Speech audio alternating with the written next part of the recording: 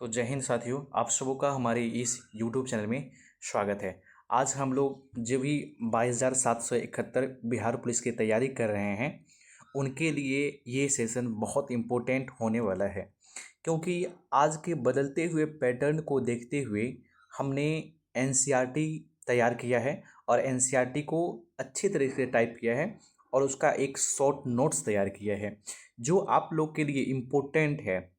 अगर आप लोग NCERT नहीं पढ़ते हैं, अगर आप लोग देखे होंगे कि आजकल के क्वेश्चन के क्या पैटर्न होते हैं, हमेशा कोट और कथन में क्वेश्चन आते हैं जो कि बिना NCERT का सॉल्व नहीं किया जा सकता है। तो चलिए हम लोग बिना देर किए हुए आज के इस सेशन को NCERT क्लास 9th को हमने स्टार्ट किया है। ये साइंस का फर्स्ट चैप्टर है, तो बने रहिए, पूरे वीडियो को देखिए। अगर आप लोग हमसे 10 दिन इसी तरह से NCERT पढ़ लेते हैं तो आप लोग भी पाएंगे कि अच्छे से आप लोग क्वेश्चन को सोल्व कर पाते हैं। ठीक है, तो देखिए यहाँ पे ये NCERT है। क्या है? NCERT है चैप्टर 1 है हमारे आसपास के पदार्थ, मैटर इन आवर सराउंडिंग। हमने भी इसी नोट्स को पढ़ के मैंने बिहार पुलिस बना हूँ, तो ठीक है, आप लोग भी पढ़िए अच्छे तरीके से। इसको नोट कर लीजिएगा, या तो मैं मेरे व्हाट्सअप चैनल से जुड़ जाइएगा जिसमें मैं ये PDF आप लोग को दे दूंगा। तो चलिए बिना देर के हुए चलते हैं हम लोग।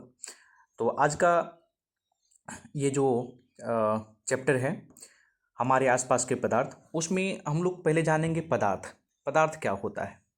तो दोस्तों, पदार्थ को समझने की ये बात है कि दुनिया की जितने भी वस्तु होती हैं वह किसी न किसी चीज़ से मिलकर बना हुआ है। ठीक है, तो दुनिया की जितनी भी वस्तु होती है वो क्या होता है? किसी न किसी चीज़ से मिलकर बना हुआ है। उसको हम लोग क्या बोलते हैं? उसको वैज्ञानिकों ने पदार्थ बोला। ठीक है, सरल शब्दों में वैज्ञानिकों ने क्या बोला? पदार्थ बोला। तो पदार्थ में अब कुछ न कुछ तो होता होगा। तो क्या होता है पदार्थ में? तो देखिए, पदार्थ में क्या होता है? द्रव्यमान होता है, मास होता है, जो क्या करता है, जो स्थान घेरे उसको हम लोग क्या बोलेंगे? पदार्थ बोलेंगे। कहने का मतलब वैसी वस्तु जिसमें कुछ न कुछ द्रव्यमान हो, वैसी वस्तु जिसमें कुछ न कुछ क्या हो? द्रव्यमान हो, और जिसमें जो अपना स्थान घेरे, ठीक है, उसे हम लोग पदार्थ कहते हैं। तो जैसे हो गया हवा, हो गया पानी, हो गया पत्थर, हो गया भोजन, हो गया पौधे, हो गए, ये सब क्या करते हैं? अपना स्थान घेरते हैं।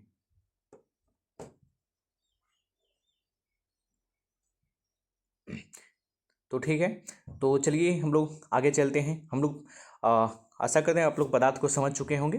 तो पदार्थ के देखिए कुछ भौतिक गुण होते हैं। क्या होते हैं? तो पदार्थ के कुछ भौतिक गुण को हम लोग अच्छे तरीके से समझेंगे। पदार्थ के भौतिक गुण में क्या है? तो देखिए,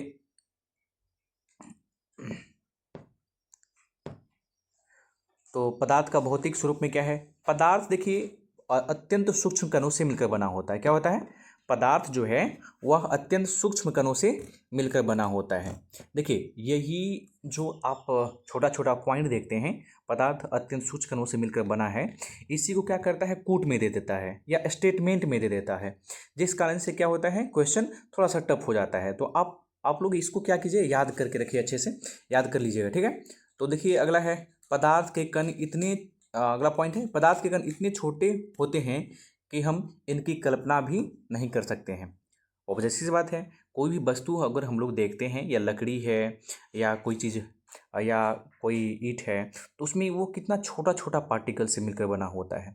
इसलिए बोला गया है पदार्थ के कण इतने छोटे होते हैं कि जिनकी हम कल्पना भी नहीं कर सकते हैं।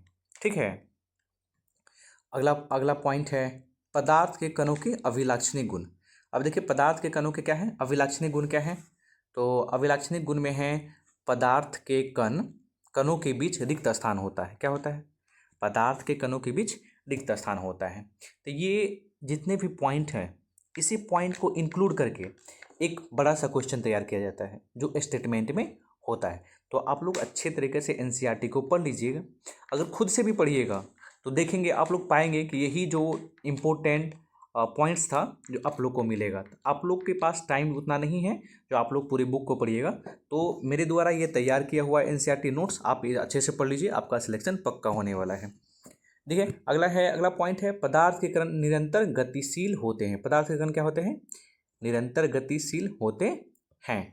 और वैसे भी जो भी चीज़ गति करती है उसमें क्या होता है, गतिज ऊर्जा होता है।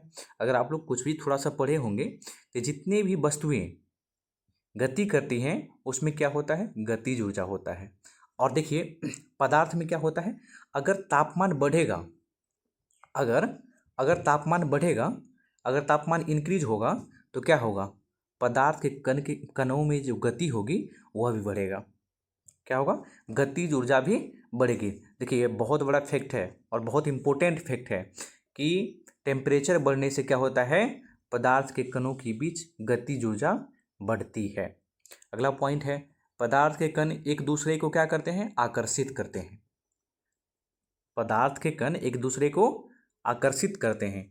अलग अलग पदार्थों में यह आकर्षण बल अलग अलग होता है। बिल्कुल सही है, अलग अलग पदार्थों में क्या होता है, आकर्षण बल अलग अलग होता है। क्योंकि कोई वस्तुएं बहुत ज़्यादा अट्रैक्ट हो जाती है, कोई वस्तुएं कम होती हैं, तो सबका अपना अपना एट्रैक्शन का क्षमता होता है, अट्रैक्ट करने का। जैसे चुंबक होती है, किसी चीज़ को आसानी से अपनी ओर खींच लेता है, ठीक है, लेकिन दूसरी वस्तु आसानी से नहीं खींच पाती है। तो सब में आकर्षण बल अलग अलग होता है। कोई वस्तु मजबूत होती है तो जो मजबूत होगा उसमें आकर्षण बल क्या होगा, ज़्यादा होगा। जो मजबूत होगा उसमें आकर्षण बल क्या होगा, ज़्यादा होगा। जैसे गैस, गैस के पार्टिकल कण दूर दूर होते हैं तो उसमें आकर्षण बल कम है, जिस कारण से उसके कण आपस में जुड़ नहीं पाते हैं, इसलिए वो क्या होता है, मजबूत नहीं होता है। अगर हम लोग आकर्षण बल के अनुसार देखें तो पहले स्थान पे आएगा, क्या आएगा, पहले स्थान पे आएगा ठोस। पहले स्थान पे क्या आएगा, ठोस। दूसरे स्थान पे क्या आएगा, दूसरे स्थान पर आता है द्रव। उसके बाद आता है गैस, ठीक है, गैस आता है। तो पहले सबसे मजबूती ठोस, उसके बाद द्रव, उसके बाद गैस। और जिसमें गतिज ऊर्जा किसमें सबसे ज़्यादा होगी, सबसे ज़्यादा गतिज ऊर्जा किसमें, तो गैस में सबसे ज़्यादा होगा, उसके बाद द्रव में होगा, उसके बाद ठोस में होगा। ठीक है, आशा करते हैं आप लोग अच्छी तरह से समझे होंगे। तो चलिए आगे चलते हैं। अगला है पॉइंट, पदार्थ की अवस्थाएं, state of matter. State of matter मतलब पदार्थ की कितनी अवस्थाएं हो सकती है। तो पदार्थ की हम लोग मुख्यतः 3 अवस्थाओं के बारे में पढ़ते हैं, ठोस, द्रव और गैस के बारे में पढ़ते हैं। ठीक है, ठोस, द्रव और गैस के बारे में पढ़ते हैं। तो पदार्थ की ये 3 अवस्थाएं होती हैं। ठीक है, वैसे तो 5 अवस्थाएं होती हैं। ठीक है, तो उसके बारे में आगे पढ़ेंगे हम लोग। पहले ठोस, द्रव और गैस। एक होता है प्लाज्मा, एक होता है बोस आइंस्टाइन कंडेंसेट। तो इसको हम लोग बाद में देखेंगे, जब अभी इस एनसीईआरटी में इतना ही दिया हुआ है, जिसको हम लोग पढ़ते हैं अच्छे तरह से।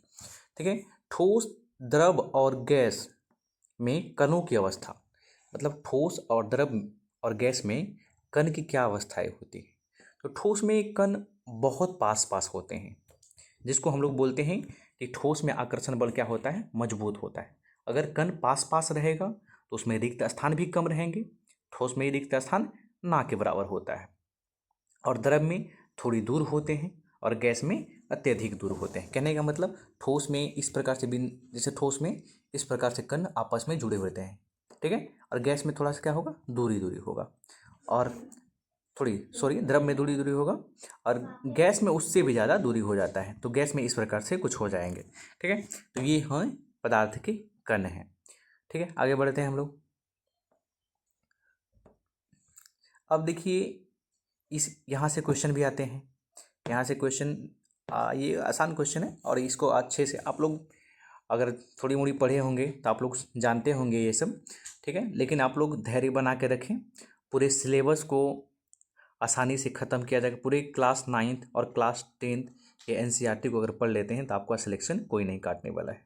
ठीक है, मैंने भी इसी नोट्स को पढ़ा है अच्छे से, तो मैं बता रहा हूँ अपने एक्सपीरियंस के माध्यम से। ठीक है, तो चलिए देखते हैं। तो क्या है, देखिए ठोस। अब देखिए ठोस, द्रव और गैस, एक चार्ट बनाया हुआ है। ठीक है, और इस चार्ट में हम लोग समझते हैं कि क्या होता है। ठीक है, ठोस के देखिए, ठोस के आकार क्या होते हैं, शेप कैसा होता है। तो ठोस का आकार क्या होता है, निश्चित होता है। ठीक है, ठोस का आकार क्या होता है, निश्चित होता है। अगर हम लोग क्रिकेट में खेले हुए बॉल को देखें तो बॉल क्या होता है, एक गोल होता है, उसका आकार क्या है, गोल है। उसको हम लोग को पता चला कि उसका आकार क्या है, गोल है, इसलिए उसका आकार निश्चित है। और द्रव, द्रव में अनिश्चित आकार क्या होते हैं, अनिश्चित आकार के होते हैं। लेकिन इसका आयतन क्या होता है, निश्चित होता है। आयतन नीचे पढ़ेंगे हम लोग। तो आकार क्या होता है, अनिश्चित होता है। द्रव को जिस बर्तन में हम लोग रख देंगे उसी बर्तन का रूप ले लेगा, है ना कि नहीं। तो द्रव को हम लोग जिस बर्तन में रखेंगे उसी बर्तन का, जैसे इस बर्तन में रखेंगे तो इसी बर्तन का रूप ले लेगा, अगर इस प्रकार बर्तन में रखेंगे तो इसी प्रकार का वो रूप ले लेगा। इसका आकार निश्चित नहीं है, वो बर्तन पे निर्भर करता है। ठीक है, अगला है, अगला क्या है, अनिश्चित। गैस का क्या होता है, गैस का आकार अनिश्चित होता है। गैस का आकार क्या होता है, अनिश्चित होता है। अगर इसको खुला में छोड़ देंगे आप लोग को पता भी नहीं चलेगा, गैस निकल जाएगा सारा। तो गैस का आकार अनिश्चित होता है। अब है आयतन। आयतन क्या होता है, तो देखिए आयतन, ठोस का आयतन क्या होता है, निश्चित होता है। ठोस का आयतन क्या होता है, निश्चित होता है। अगर 1 kg का ठोस है तो वह 1 kg का ही रहेगा, ना कि 2 kg का हो जाएगा। ठीक है। द्रव का निश्चित आयतन होता है। द्रव का आयतन क्या होता है, निश्चित होता है। द्रव अगर 1 kg का है तो वह 1 kg का ही रहेगा, चाहे वह किसी भी पात्र में डाल दें, किसी भी बर्तन में डाल दें। अगर बाल्टी में 1 kg है तो वह गिलास में भी 1 kg होगा। तो इसलिए उसका आयतन निश्चित होता है लेकिन आकार अनिश्चित होता है। ठीक। अब गैस को हम लोग समझते हैं। गैस का न तो आकार निश्चित होता है और न ही आयतन निश्चित होता है। ठीक है, गैस का ना ही आकार निश्चित होता है और ना ही आयतन निश्चित होता है। ठीक है, अगले टॉपिक को हम लोग, अगले पॉइंट को देखते हैं। अगला पॉइंट क्या है, अगला पॉइंट है संपीड्यता। संपीड्यता, ठीक है। अब संपीड्यता थोड़ा समझ लीजिए क्या होता है। जैसे संपीड्यता हम लोग कह सकते हैं कि कोई भी वस्तु जिसको हम लोग जितना दबा सकते हैं, जिस कोई भी वस्तु को हम लोग दबाते हैं, अगर वह वस्तु दब रहा है तो इसका मतलब है वह संपीड्यता है। अगर कोई वस्तु नहीं दब रहा है इसका मतलब उसमें संपीड्यता नहीं है। कहने का मतलब किसी भी वस्तु को दबाने की क्षमता को संपीड्यता कहते हैं। किसी भी वस्तु को दबाने की क्षमता को, कंप्रेस करने की क्षमता को संपीड्यता कहते हैं। अब देखिए ठोस तो क्या होता है, मजबूत होता है, स्ट्रांग होता है। इसलिए ठोस का संपीड्यता क्या होगा, नगण्य होगा, ना के बराबर होगा। ऐसा नहीं कह रहा है कि नहीं होगा, होगा। ठोस में संपीड्यता होगा लेकिन ना के बराबर। ठीक है, तो क्वेश्चन को इसी तरीके से फंसाएगा आप लोग को। बोलेगा क्वेश्चन में, कुट में बोलेगा कि ठोस में संपीड्यता नहीं होती है, तो ये गलत है, होता है ना के बराबर।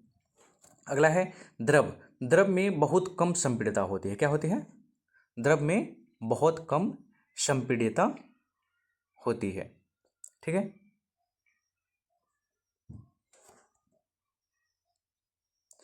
और अगला है क्या है, अगला है गैस। गैस में संपीड्यता क्या होती है, बहुत अधिक होती है। गैस में क्या होता है, बहुत अधिक होता है।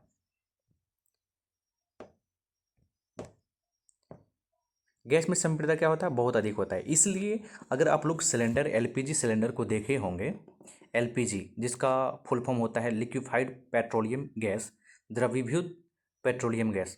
तो देखिए क्या होता है, गैस में संपीड्यता अधिक होता है, जिस कारण से 14 से 15 लीटर गैस को एक गैस सिलेंडर में दबा कर भर दिया जाता है। ठीक है, इसलिए उसमें क्या होता है, संपीड्यता बहुत ज़्यादा होता है। 14 से 15 kg के गैस को हम लोग, वायु को, एयर को हम लोग उस सिलेंडर में दबा के रख देते हैं। इसलिए गैस का संपीड्यता क्या होता है, अधिक होता है। ठीक है, तो आप लोग सीक्वेंस देख लें, ठोस में कम होता, ठोस में ना के बराबर, द्रव में कम और गैस में बहुत ज़्यादा होता है। ठीक है, ये सीक्वेंस है। तो चलिए अगला देखते हैं, बहाव का दृढ़ता। बहाव मतलब जो फ्लू होता है, बहाव का दृढ़ होते हैं, बहते नहीं। देखिए ठोस जो होता है वह बहेगा क्या, अगर हम लोग एक गेंद को लुढ़का दें तो वो लुढ़कता चला जाएगा, ना कि वो पानी की तरफ उस पर बहेगा। तो बहने का मतलब हुआ कि पानी की तरफ बहना। तो ठोस कभी भी नहीं बहता है, तो इसमें दृढ़ होते हैं, बहते नहीं। दृढ़ नहीं होते हैं, ये क्या होता है, इसमें दृढ़ता मतलब गैर एक द्रव होता है, उसमें दृढ़ होता है क्या, मतलब दृढ़ होता है, ठोस होता है नहीं। पानी जो क्या होता है, दृढ़ नहीं होता है, लेकिन वो उसमें बहने की क्षमता होती है। अगर हम लोग पानी को यहाँ पे गिरा दें तो वह कुछ दूर तक जाते रहेगा गिरते गिरते। ठीक है, और गैस में क्या होता है, दृढ़ता नहीं होता है। गैस में क्या होता है, दृढ़ता ना के बराबर, साफ ही नहीं होता है। लेकिन इसमें बहाव की क्षमता आसानी से बहते हैं। क्या होता है, अगर हम लोग गैस सिलेंडर को खोल दें तो सारा का सारा गैस बाहर निकल जाएगा। अगला है कणों के बीच आकर्षण बल। कणों के बीच क्या होता है, आकर्षण बल। तो सबसे अधिक आकर्षण बल किस में होगा, जो जितना मजबूत होगा उसमें आकर्षण बल उतना ज़्यादा होगा। तो हम लोग ठोस, ठोस प्रथम स्थान पे आएगा। तो ठोस में सक्रियता बल, कहने का मतलब अधिकतम आकर्षण होगा। और ठोस से कम किस में होगा, तो द्रव में। लेकिन गैस में क्या होगा, सबसे अधिक होगा। और तो सॉरी सबसे कम होगा। गैस में क्या होगा, सबसे कम होगा। तो ठोस में आकर्षण बल सबसे कम होगा, इसलिए वो क्या होता है, उसका पार्टिकल दूर दूर होते हैं और वो आसानी से उसको दबाया जा सकता है। ठीक है, आगे बढ़ते हैं हम लोग। क्या पदार्थ अपनी अवस्था बदल सकती है, तो इसका आंसर होगा हाँ, पदार्थ अपनी अवस्था बदल सकती है। किसके कारण, तो इसमें दो इम्पोर्टेंट फैक्ट हैं, तापमान और प्रेशर के कारण। टेम्परेचर और प्रेशर के कारण क्या होता है कि किसी भी पदार्थ की अवस्थाएं बदल सकती है। अगर हम लोग एक ठोस को क्या करते हैं, संगलन करते हैं, तो वह द्रव में बदल जाता है। एक ठोस को हम लोग क्या करते हैं, संगलन करते हैं, तो वह द्रव में बदल जाता है। ठीक है, ये पॉइंट है, इसको याद रखिएगा आप लोग अच्छे से। ये जो पैराग्राफ है ये वाला इंपॉर्टेंट है आप लोग के लिए, बहुत इंपॉर्टेंट है। इसको याद करके रखिएगा बढ़िया से, नहीं तो आप लोग को परेशानी हो सकती है। ठीक है, उसमें पूछ लेगा कि ठोस से द्रव में बदलने की प्रक्रिया को क्या बोला जाता है, तो संगलन बोला जाता है। क्या बोला जाता है, संगलन बोला जाता है। ठोस से द्रव में बदलने की प्रक्रिया को संगलन बोला जाता है। और द्रव से गैस में बदलने की प्रक्रिया को वाष्पीकरण क्या होता है, वाष्पीकरण। अगर देखते हैं पानी बरसता है, किसी गड्ढे में पानी लग जाता है, जब टेम्परेचर हाई होता है, धूप निकलती है, तो वो गैस का वो पानी क्या होता है, धीरे धीरे वाष्पीकरण होते होते ऊपर चला जाता है। और ऊपर जाने के बाद वो क्या होता है, ऊपर जाने के बाद वो ठंडा होते होते होते होते क्या होता है, फिर एक बादल का रूप ले लेता है। ठीक है, देखिए हम लोग ठोस से द्रव में बदलने की प्रक्रिया को संगलन और द्रव से गैस में बदलने की प्रक्रिया को वाष्पीकरण कहते हैं। समझ में आया। अब देखिए रिवर्स क्या होता है, गैस से रिवर्स प्रक्रिया को हम लोग भी समझ लें। गैस से ठोस में बदलने की प्रक्रिया को निक्षेपण बोला जाता है। गैस से अगर हम लोग गैस को ठोस में बदलेंगे तो उस प्रक्रिया को क्या बोलेंगे, निक्षेपण। ठीक है, और ठोस अगर डायरेक्ट गैस में बदल जाता है उसको ऊर्ध्वपातन बोलते हैं। ठोस बिना द्रव में बदले गैस में बदल जाता है, उस प्रक्रिया को हम लोग क्या बोलते हैं, ऊर्ध्वपातन। और इसका एग्जाम्पल है क्या है, नैप्थेलिन इसका एग्जाम्पल होता है ऊर्ध्वपातन का। नैप्थेलिन होता है, नैप्थेलिन कपूर होता है। ठीक है, नैप्थेलिन होता है, कपूर होता है, अमोनिया होता है। ये 2-3 एग्जाम्पल इसको याद कर ले। ठीक है, यही सब एग्जाम्पल एग्जाम में देखने को मिलते हैं। चलिए आगे चलते हैं। अगला है तापमान परिवर्तन का अभाव। क्या होता है तापमान परिवर्तन का अभाव, और तापमान परिवर्तन का प्रभाव क्या पड़ता है पदार्थों पे, तो वो हम लोग देखेंगे। गलनांक, गलनांक किसको बोलते हैं, किसी भी वस्तु मतलब जिस टेम्परेचर पर गलने लगता है उसको गलनांक बोला जाता है। कोई भी वस्तु जिस तापमान पर पिघलना चालू कर देता है उसको क्या बोलते हैं, मेल्टिंग पॉइंट बोलते हैं, गलनांक बोलते हैं। वह ताप यहाँ पे दिया हुआ है, वह ताप जिस पर कोई ठोस वायुमंडलीय दाब पर पिघलकर द्रव बन जाता है उसका गलनांक कहलाता है। क्या कहलाता है, उसका गलनांक कहलाता है। जैसे बर्फ का गलनांक 0 डिग्री सेल्सियस होता है।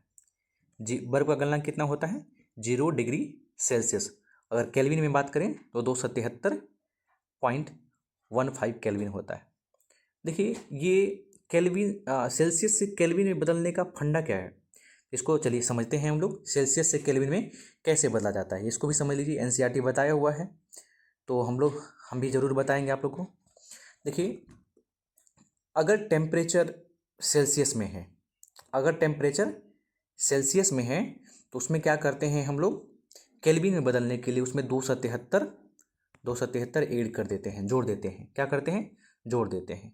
जैसे देखिए बर्फ़ का गलनांक 0 डिग्री सेल्सियस था, लेकिन इसको हम लोग अगर केल्विन में बदलेंगे तो 0 डिग्री सेल्सियस है, केल्विन में बदलने के लिए 273 ऐड कर देना है तो कितना हो जाएगा 273। इसको लेकिन पॉइंट में देने के लिए 1.5 लिखते हैं, अगर डायरेक्ट भी लिख सकते हैं तो 273 लिख सकते हैं केल्विन।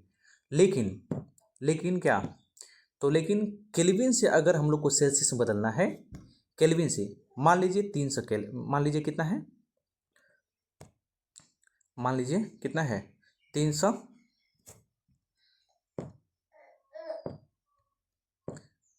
थोड़ी सी प्रॉब्लम आती है इसमें लिखने में, तो इसलिए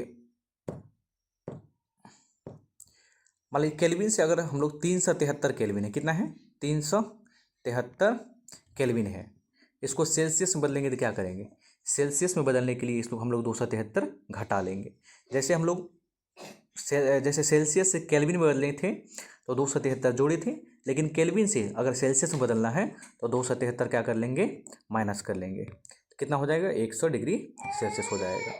ठीक है, चलिए आगे चलते हैं। अब है क्वथनांक, अगला पॉइंट है क्वथनांक। क्वथनांक क्या होता है, ठीक है, क्वथनांक को भी हम लोग समझ लें। तो क्वथनांक क्या होता है, वह ताप जिस पर वायुमंडलीय दाब पर, कहने का मतलब क्वथनांक देखिए सीधा भाषा में समझिए, क्वथनांक किसी वस्तु का वह दर होता है जिस पर वस्तु उबलने लगता है।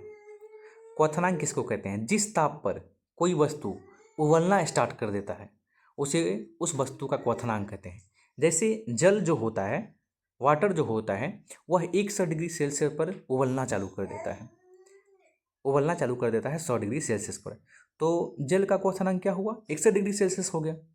अगर केल्विन में बदलें तो केल्विन में हम लोग क्या बोले थे कि डिग्री सेल्सियस को अगर सेल्सियस में रहता है, केल्विन में उसको बदलना है तो 273 जोड़ देना है, जो कि यहाँ पे दिखाया हुआ है। जैसे देखिए बर्फ़ का क्वथनांक कितना था 100 डिग्री सेल्सियस था, या केल्विन में बोले तो 273 केल्विन होता है। इसको याद रखिएगा, ये पॉइंट और ये पॉइंट, दोनों पॉइंट को याद रखिएगा, अक्सर एग्जाम में यही आता है, क्योंकि ये एनसीईआरटी में दिया हुआ है। एनसीईआरटी से आप लोग को फालतू नहीं पढ़ना है, जितना एनसीईआरटी में दिया हो उतना ही पढ़िए। ठीक है, अगला देखिए ऊर्ध्वपातन, सब्लिमेशन। सब्लिमेशन क्या है, हमने समझाया था, जैसे ठोस से अगर कोई वस्तु सीधा गैस में बदल जाता है उसको ऊर्ध्वपातन बोला जाता है। सीधा समझिए, रटने का कोई ज़रूरी नहीं है, समझने का ज़रूरी है, समझ जाइएगा तो आसानी से आप एग्ज़ाम को क्लियर कर लीजिएगा। सब्लिमेशन, ऊर्ध्वपातन, अगर कोई वस्तु ठोस से डायरेक्ट गैस में बदल जाता है तो उसको हम लोग सब्लिमेशन यानी ऊर्ध्वपातन बोलते हैं। जिसका एग्जाम्पल हमने क्या बताया था, कपूर बताया था, नेफ्थलीन बताया था। तो यहाँ पे एग्जाम्पल देखिए दिया हुआ है, क्या दिया हुआ है एग्जाम्पल में, ये एग्जाम्पल समझ लीजिए, कपूर दिया हुआ है, अमोनियम क्लोराइड दिया हुआ है और शुष्क बर्फ दिया हुआ है। शुष्क बर्फ क्या होता है, आप लोग के मन में आएगा शुष्क बर्फ क्या होता है। शुष्क बर्फ होता है CO2, कार्बन का, कार्बन को ही हम लोग शुष्क बर्फ बोलते हैं। क्या बोलते हैं, कार्बन को हम लोग शुष्क बर्फ बोलते हैं। ठीक है, आगे चलते हैं। अब देखिए गुप्त ऊष्मा क्या होता है।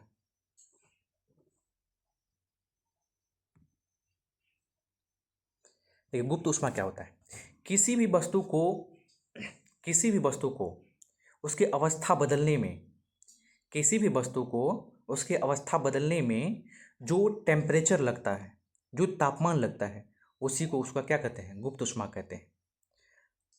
इसलिए यहाँ पर दिया हुआ है अवस्था परिवर्तन के समय, अवस्था परिवर्तन के समय दिए जाने वाले तापमान को स्थिर रखते हुए पदार्थ के कणों के बीच पारस्परिक आकर्षण बल को तोड़ने और अवस्था को बदलने में खर्च होने वाली छिपी हुई ऊष्मा को गुप्त ऊष्मा कहते हैं। हम लोग को ऊष्मा तो दिखता नहीं है, छिपी हुई ऊष्मा होती है, जो ऊष्मा छिपा हुआ होता है उसे क्या कहते हैं, गुप्त ऊष्मा कहते हैं।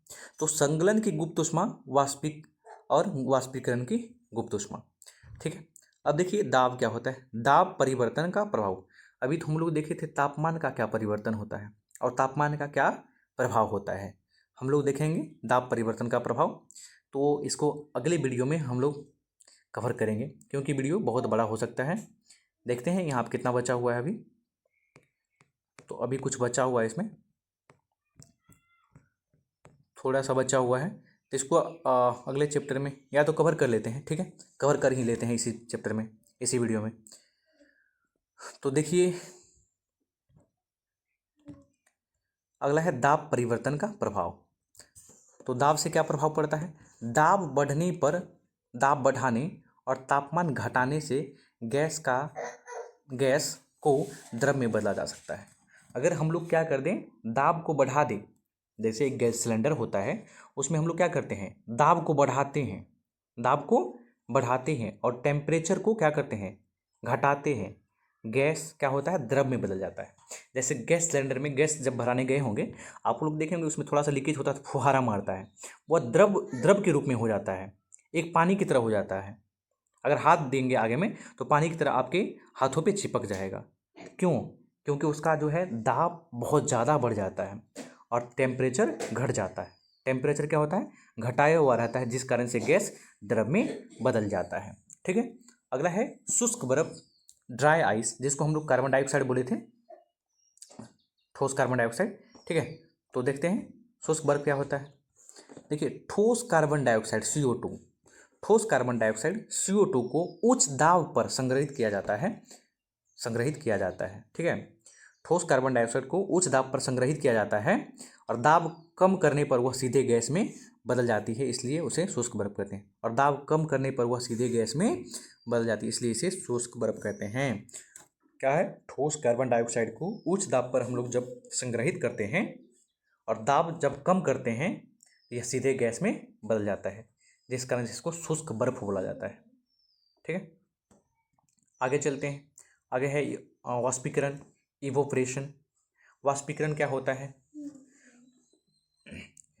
कोई भी वस्तु क्वथनांक से कम ताप पर, कोई भी वस्तु अगर क्वथनांक से कम ताप पर स्वतः वाष्प में बदल जाता है, उस प्रक्रिया को वाष्पीकरण कहते हैं। कोई भी वस्तु क्या होता है, अपने तापमान से कम ताप पर अगर वह स्वतः वाष्प में बदल जाता है, उसे वाष्पीकरण कहते हैं। ठीक है। देखिए यहाँ पे एग्जाम्पल डेफिनेशन वही दिया हुआ है, क्वथनांक मतलब बॉइलिंग पॉइंट से कम ताप पर द्रव के सतह के कणों का स्वतः ही वाष्प में बदल जाना वाष्पीकरण कहलाता है। और वाष्पीकरण एक सतही घटना है, क्योंकि ये सरफेस पे होता है, सतही घटना है। ठीक है। अब देखिए, वाष्पीकरण को प्रभावित करने वाले कारक, यहीं से एग्जाम में क्वेश्चन आते हैं, आप लोग ध्यान दीजिएगा। पूरे ये एनसीईआरटी जो PDF में दिया हुआ है, जो ये टाइपिंग किया हुआ है, ये पूरे का पूरी इंपॉर्टेंट है, पूरे के पूरे एनसीईआरटी से छाटा हुआ है। ठीक है। तो इसको आप लोग इग्नोर नहीं कीजिएगा। अगर मेरा यह सेशन अच्छा लगता है तो आप लोग लाइक और सब्सक्राइब भी कर लीजिएगा हमारे चैनल को, क्योंकि पूरे का पूरे 9th और 10th पूरे एनसीईआरटी ख़त्म करवाया जाएगा। और ये अगर आप पढ़ लेते हैं तो 100% समझिए आपका एग्ज़ाम निकलने वाला है। ठीक है। तो चलिए आगे देखते हैं। वाष्पीकरण को प्रभावित करने वाला कारक क्या होता है? सतह का क्षेत्रफल बढ़ने पर। देखिए, अगर वाष्पीकरण किस आधार पर बढ़ेगा, अगर हम लोग सतह का क्षेत्रफल क्या कर देंगे, बढ़ा देंगे। जैसे कम जगह है, ज़्यादा जगह दे देंगे तो वाष्पीकरण का दर तेज हो जाता है। जैसे हम लोग कपड़ा सुखाते हैं, क्या करते हैं, कपड़ा को हम लोग फैला देते हैं, मतलब कपड़ा को हम लोग ज़्यादा फैला देते हैं तो वह जल्दी सूख जाता है। तो ज़्यादा फैलाना ये क्या हो गया, उसका क्षेत्रफल बढ़ा दिए हम लोग, कपड़ा का क्षेत्रफल बढ़ा दिए, क्या हो गया, वो ज़्यादा फैल गया।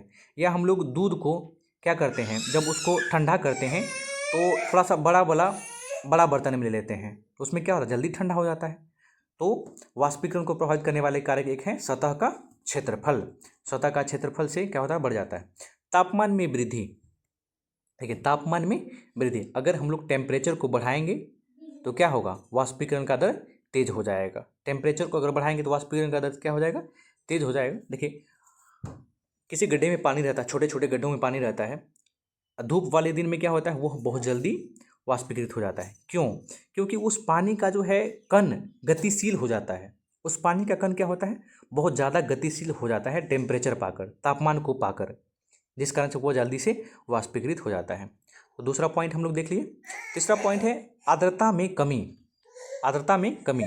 हवा में जलवाष्प की मात्रा कम होने पर वाष्पीकरण की दर बढ़ती है। अगर हवा में जलवाष्प की मात्रा, जलवाष्प मतलब नमी, वो जो अगर नमी हवा में कम रहता है तो वाष्पीकरण का दर क्या हो जाता है, तेज हो जाता है। क्या होता है, तेज हो जाता है। हवा में आप लोग जो नमी देखते होंगे, नमी, उसी को आर्द्रता बोला जाता है। ठीक है। अगला है वायु की गति में वृद्धि। अगर हवा तेज चलेगा, ऑब्वियसली सी बात है, जिस टाइम में हवा तेज चलता है उस टाइम हमारा ये छत पे लड़ा हुआ कपड़ा जो होता है बहुत जल्दी सूख जाता है। ठीक है। हवा अगर तेज हो जाता है तो क्या होता है, कपड़ा जल्दी सूख जाते हैं। तो यही एग्जाम्पल है वाष्पीकरण को प्रभावित करने वाले कारक का। अगर तेज हवा वाले दिन में क्या होता है, वाष्पीकरण तेज होता है। ठीक है। अगला पॉइंट है वाष्पीकरण के कारण शीतलता। वाष्पीकरण के कारण क्या होता है, शीतलता। देखिए, वाष्पीकरण के कारण हमारा शरीर क्या होता है, ठंडा होता है। अगर हमारे शरीर से पसीना निकलता है तो हमारा शरीर ठंडा होता है।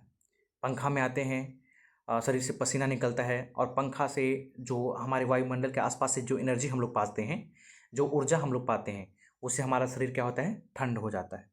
ठीक है। वाष्पीकरण के दौरान, देखिए, वाष्पीकरण के दौरान द्रव के कण अपने आसपास के वातावरण से ऊर्जा अवशोषित करते हैं। इस अवशोषण